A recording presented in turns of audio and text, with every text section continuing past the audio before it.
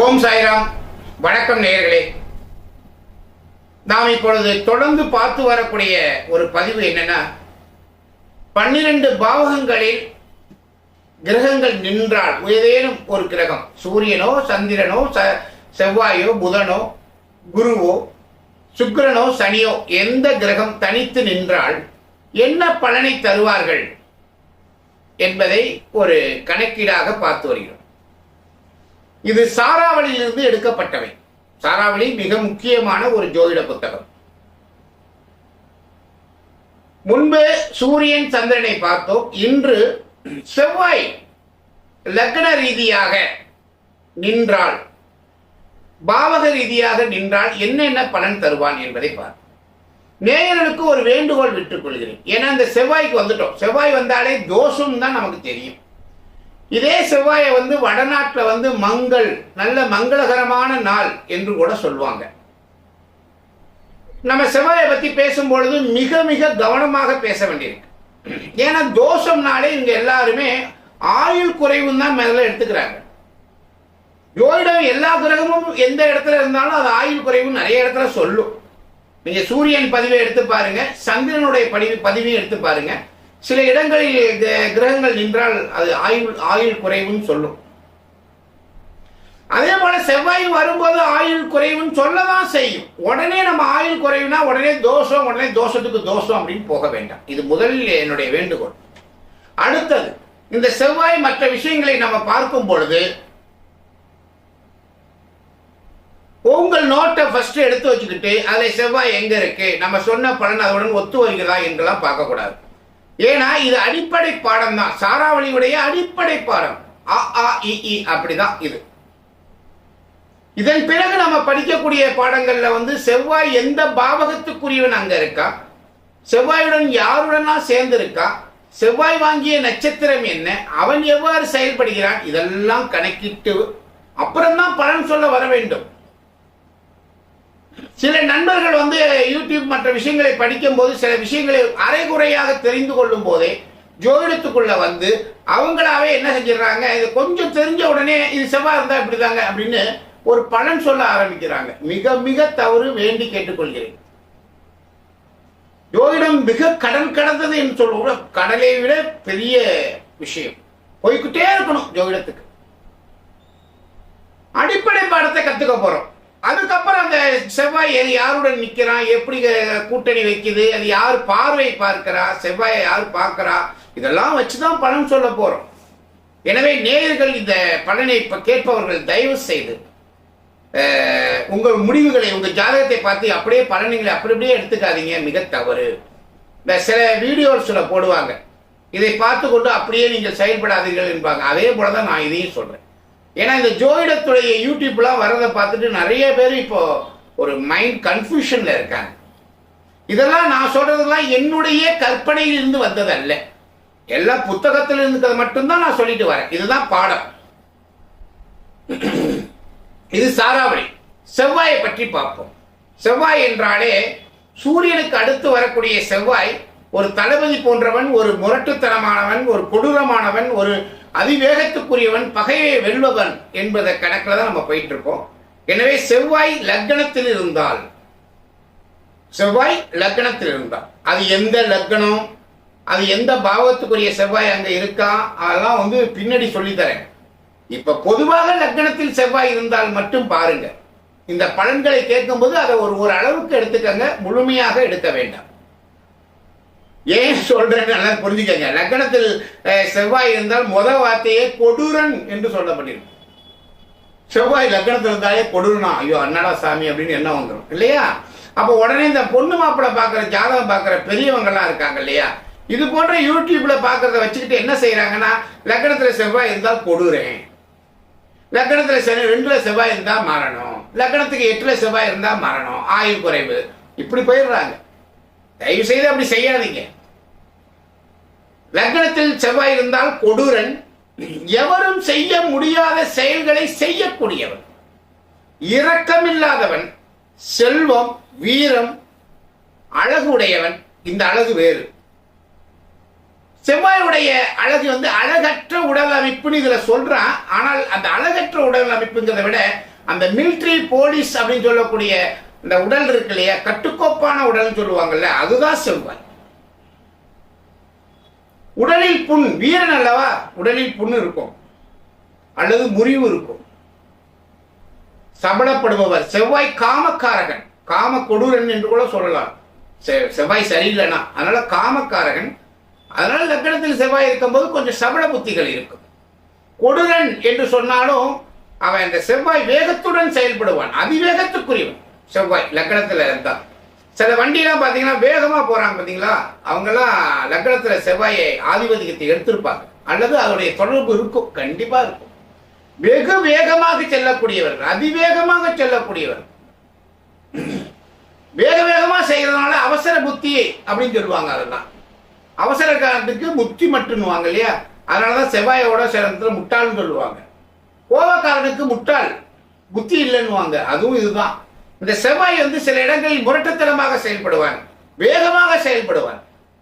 எனவே செவ்வாயை கண்டாலே கொஞ்சம் பயம் ஜோதிடர்களுக்கெல்லாம்.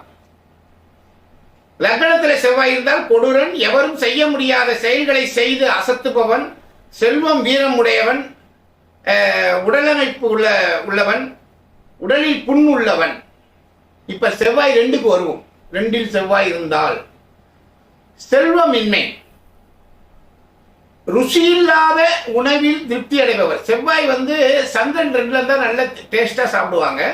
செவ்வாய் 2ல இருக்கும்போது அதோடைய தன்மை வந்து எப்படி இருந்தாலும் சாப்பிடுவாங்க. நல்ல ஒரு உதாரணம் சொன்னா உங்களுக்கு நல்லா புரியும். இப்ப உக்ரைன்ல போர் நடந்துட்டு இருக்கு இல்லையா, அங்க இருக்கிற ராணுவ வீரர்களுடைய சாப்பாடு என்னடான்னு போய் பார்த்தாங்கன்னா வெறும் காளான் மற்றும் ஏதோ பன்னு, ஒண்ணுமே கிடையாதாம். வெங்காயம் உருளைக்கிழங்கு தான் இருந்துச்சான். அந்த சண்டைக்கு போறவங்க கையில வச்சிருந்தது வெறும் வெங்காயம் உருளைக்கிழங்கு தான். எனவே அந்த செவ்வாயாக ஈடுபடுபவர்களுக்கு வந்து உணவை பத்தி கவலை இல்லை, உணவை பத்தி அவங்க கவலையும் பட மாட்டாங்க. அவங்களுக்கு தேவை வீரம், வீரம் வீரம் போயிட்டே இருப்பாங்க. அதனால உணவுக்கு வந்து அந்த இப்படிதான் சொல்லுவாங்க, ருசி இல்லாத உணவில் திருப்தி அடைபவர், அழகற்ற முகமுடையவர். ஐயா செவ்வாய் வந்து வீரம் இல்லையா, அடிப்படி வாங்கி அங்கங்க கீரல் வெட்டுக்குத்தெல்லாம் நடந்திருக்கும். தீய மக்களை ஆதரிப்பவர், கல்வி அறிவு இல்லாதவர்ங்கிறாங்க. ஏன்னா செவ்வாய் கொஞ்சம் முரட்டு குணமுடையவன்ங்கிறதுனால கொஞ்சம் கல்வி அறிவு இல்லாதவர்கள் என்று சொல்றாங்க.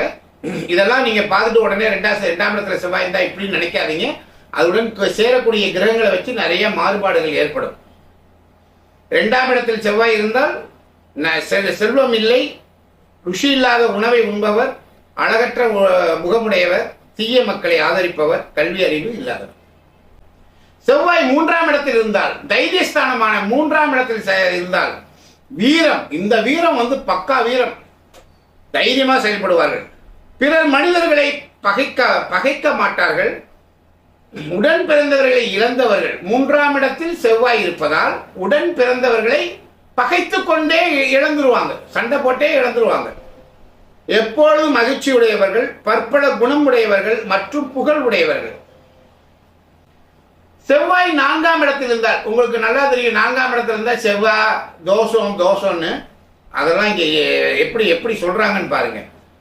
4ஆம் இடத்தில் செவ்வாய் இருந்தால் உறவினர்கள், வீடு, செல்வம், வாகனம், வீட்டில் பயன்படும் பொருட்கள் இதை அதிகமாக பெற்றவர்கள் அல்ல அப்படின்னு சொல்றாங்க.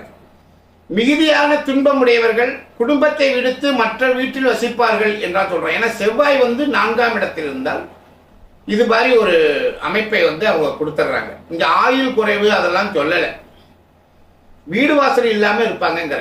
ஆனா செவ்வாய் வந்து வீட்டுக்காரங்க தானேங்க அப்படின்னு சொல்லி எல்லாம் நிறைய பேர் ஆர்குமெண்ட் பண்றாங்க. நம்ம சாராவளியில என்ன சொல்லியிருக்கோ அதுதான் முக்கியம். 4ஆம் இடத்தில் செவ்வாய் இருந்தால் இதை தோஷம் சொல்றதுக்கு காரணமும் இதுதான். உறவினர், வீடு, செல்வம், வாகனம், மிகுதியான துன்பம் உடையவர், குடும்பத்தை விட்டு பிறர் வீட்டில் வசிப்பவர். செவ்வாய் 5ஆம் பாவகத்தில் இருந்தால் இன்பம், பொருள், மக்கள் பேரு இல்லாதவர். சூரியன் 5ல் இருந்தாலும் மக்கள் பேர் இல்லை, அந்த பதிவை பாருங்க. சூரியன் 5ல் இருந்தாலும் மக்கள் பேர் இல்லைன்னு சொல்றான். அதே போல செவ்வாயும் தனித்து 5ஆம் இடத்தில் இருந்தால் மக்கள் பேர் இல்லாதவர், நிலையற்றவர், கருமி, தீயவர், எப்பொழுதும் நீங்காத தீங்களை செய்பவர், ஊனம் தாழ்ந்த குணம் கொண்டவர். இவ்வளவா கெடுதலா செவ்வாயை பத்தி சொல்லுவாங்க 5ல. நமக்கு தெரிஞ்சது 2, 4, 8ல செவ்வாய் தான் தோஷம் சொல்றாங்க. அப்படின்னா செவ்வாயே இது ஒரு பகை கிரகம்ங்கிறதுனால, ஒரு வலுவான கிரகத்தை, இதை வந்து வேறு மாதிரியான ஒரு பகை கிரகம்ங்கிறதுனால இது நல்ல நல்ல இடங்கள்ல இருக்கும்போது பகைத்துக் கொள்ளும். எனவே 5ஆம் இடத்துல இருக்கும்போது இவங்களுடைய தன்மைகள் இந்த அளவுக்கு இருக்கு. 6ஆம் பாவகத்தில் செவ்வாய் இருந்தால் சிற்றின்ப வேட்கை உடையவர், மிகுதியான உடல் வெப்பம், உயரமானவர், வலிமை உடையவர், தனது உறவினர்களையே வெற்றி கொள்பவர், முக்கியமானவர், பகையை வெல்லக்கூடியவர் அந்த செவ்வாய். எனவே உறவினர்களை வெற்றி கொள்வார், உயரமானவர், வலிமை உடையவர். 7ஆம் இடத்தில் 7ஆம் பாவகத்தில் செவ்வாய் இருந்தால் மனைவியால் துன்பம் அனுபவிப்பவர், மனைவியுடைய ஜாதகத்தை பொறுத்து அவருடைய ஆயுள் நிர்ணயிக்கப்படும், நோயாளி, அலைபவர், பற்பல துன்பமுடையவர், லட்சுமி அருள் இல்லாதவர், மெலிந்த உடலுடையவர். செவ்வாய் 8ஆம் பாவகத்தில் இருந்தால் நோய்களால் துன்பப்படுதல், குறைந்த ஆயுள். இங்க அதனாலதான் 8ல இருந்தால் குறைந்த ஆயுள் சொல்லியிருக்காங்க. இது ஒண்ணு கண்டிப்பாக சொல்றேன். செவ்வாய் நல்ல பாவகத்திலிருந்து 8ஆம் இடத்துல வந்தாலோ அல்லது 8க்குரியவன் நல்லவனாக இருந்தாலோ, லக்னாதிபதி நன்றாக இருந்தாலோ, லக்னத்தில் நல்ல கிரகம் இருந்தாலோ ஆயுள் கூடும். அதை நல்லா ஞாபகம் வச்சுக்கோங்க. எனவே 8 செவ்வாய் இருந்தாலே குறைந்த ஆயுள் முடிவெடுக்க வேண்டாம். கெட்டுப்போன உடல், தன் குலத்திற்கு ஒவ்வாத தொழில் செய்தல், பல துன்பங்களில் தள்ளப்படுதல். 8ல செவ்வாய் இருந்தால் பல துன்பங்களை ஏற்படும். 9இல் செவ்வாய் இருந்தால், 9ஆம் பாவகத்தில் செவ்வாய் இருந்தால் மங்களமற்ற செயல்களை செய்வார், எவருக்கும் விருப்பம் இல்லாதவர், உயிர் கொலை உடையவர், தர்மம் இல்லை, தர்மம் செய்ய மாட்டார், கூடுதல் பாவர், அரசரால் கிடைத்த கௌரவம் உடையவர். பாருங்க, செவ்வாய் 9ல் இருந்தாலும் சரியா செயல்படல. 10இல் செவ்வாய் இருந்தால் அனைத்து செயல்களில் மகிழ்ச்சி உடையவர். ஏன்னா அந்த பெயர், புகழ் மற்றும் வேலை செய்யக்கூடிய தன்மை தொழில் ஸ்தானத்துல செவ்வாய் இருக்கான் இல்லையா?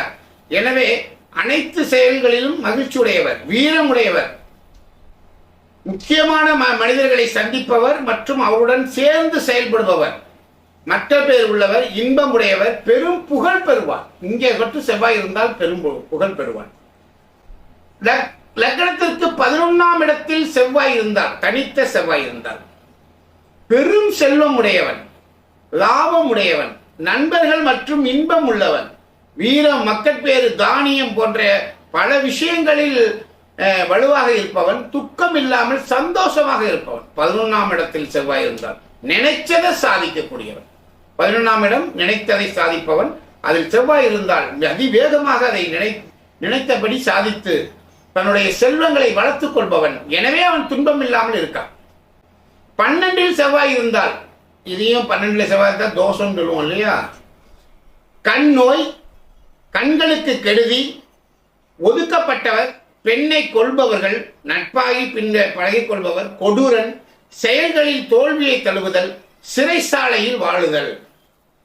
நேயர்கள், இந்த 12 பாவகத்திலையும் செவ்வாய் இருந்தால் என்னென்னு பார்த்தோம். இது அதிகபட்சமாக செவ்வாய் இருப்பதனால் ஒரு கெடுதலான பலன்கள் தான் சாராவளியில சொல்லப்பட்டிருக்கு. இதை முழுமையாக அப்படியே எடுக்க முடியாது. செவ்வாய் அப்படியே எடுக்க முடியாது. அந்த செவ்வாய் வாங்கிய நட்சத்திரம் நன்றாக இருந்தாலும், செவ்வாய் நல்ல பாவகத்தில் இருந்தாலும், அந்த செவ்வாய் நல்ல பாவகத்துடைய கிரகத்துடன் சேர்ந்து இருந்தாலும், அந்த செவ்வாய் நல்ல கிரகத்தின் பார்வை பெற்றாலும், லக்னாதிபதி வலுவாக இருந்தாலும், 5ஆம் அதிபதி 9ஆம் அதிபதி வலுவாக இருந்தால், நான் இப்ப சொன்ன இந்த 12 பாவங்கள்ல சொன்ன இந்த பலன்கள் மிக மிக குறைவாக இருக்கும். ஏன்னா ஜாதகத்துடைய முழு பலன்களையும் பார்த்துதான் முடிவெடுக்கணும். இப்ப லக்னாதிபதியும் 5ஆம் அதிபதியும் 9ஆம் அதிபதியும் மிக வலுவாக இருந்தால், கேந்திராதிபதிகள் மிக வலுவாக இருந்தால் அந்த ஜாதகம் மேன்மையுடைய ஜாதகமாக மாறிவிடும். எனவே இந்த 12 பாவத்தில் இருக்கக்கூடியதை மட்டுமே வைத்து உங்கள் பலன்களை பார்க்க வேண்டாம். இது அடிப்படை பாடம், சாராவளியில் சொல்லப்பட்ட பாடம். எனவே இன்று நாம் இந்த செவ்வாயுடைய பலன்களை பார்த்தோம். வணக்கம். ஓம் சாய்ராம்.